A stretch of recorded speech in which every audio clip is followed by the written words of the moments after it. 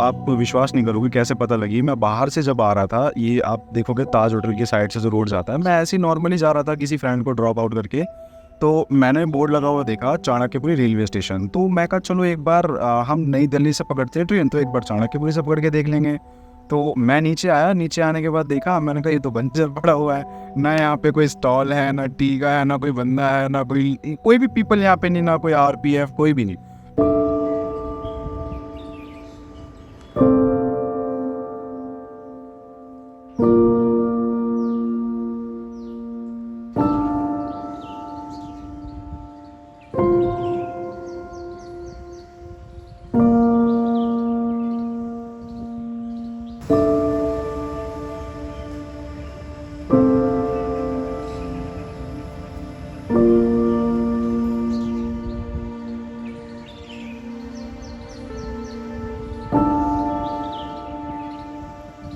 It was the EMUs when it was introduced. It was a really quick way to get around Delhi.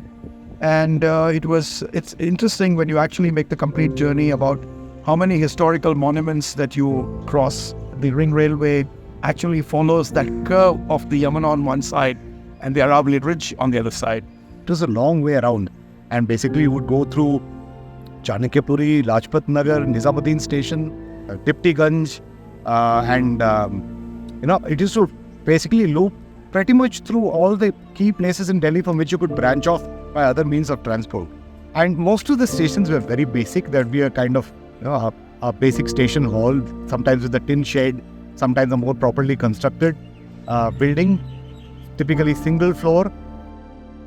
To just enter from that side, you see a board which says it's open from 8 in the morning to 7 p.m. There's just a board, the shutter is always down.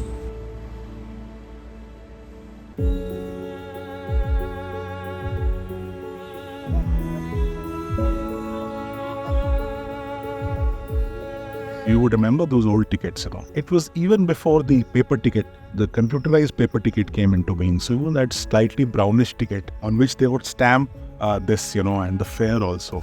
And it had a logo also, the Ring Railway. Almost like DTC had a logo, Ring Railway also had a logo. It was pulled by a regular, shunting engine, car-like shunting engine. And it had regular coaches. The usual sound of the engine, like when you were traveling by the express train, there is a prolonged siren, just to tell the passengers to get in. So it was nothing like that. It was just a ding sound. Ding, and the train would start.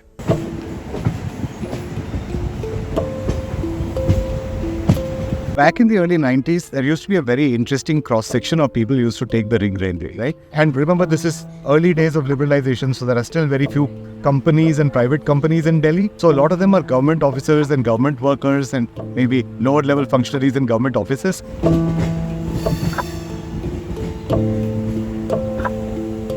Also a very sad note that the Delhi Ring Railway did not take shape with the way the Mumbai rail network took space, or Madras for that matter, which is now called Chennai, of course, and Calcutta for that matter too.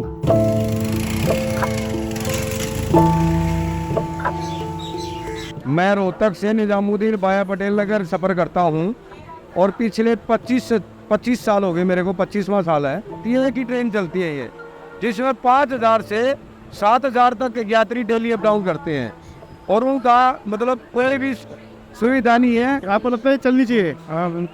क्यों चलनी चाहिए? क्या किस तरह की सहूलियत होगी अगर चले? हमें बस समझाना पड़ता है ना वहाँ उतर के पूर्वस्ती से। अच्छा, हाँ, 1 घंटा में 1 किलोमीटर पैदल चलना पड़ता है अगर ये नहीं आती है तो। अच्छा, 1 किलोमीटर जाना, 1 किलोमीटर आना। यात्री इतने परेशान है, एक ट्रेन है, एक ही ट्रेन है, हम चाहते हैं कि 1 घंटे में एक ट्रेन हो जाए। Railway land was encroached a lot.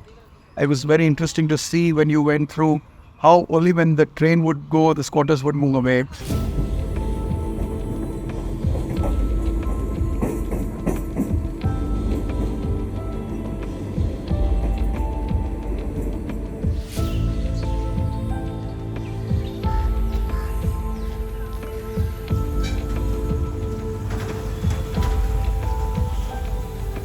The Ring Railway and its radial lines that connect different suburbs of Delhi is an ideal setup, ideal infrastructure for Delhi to have developed on.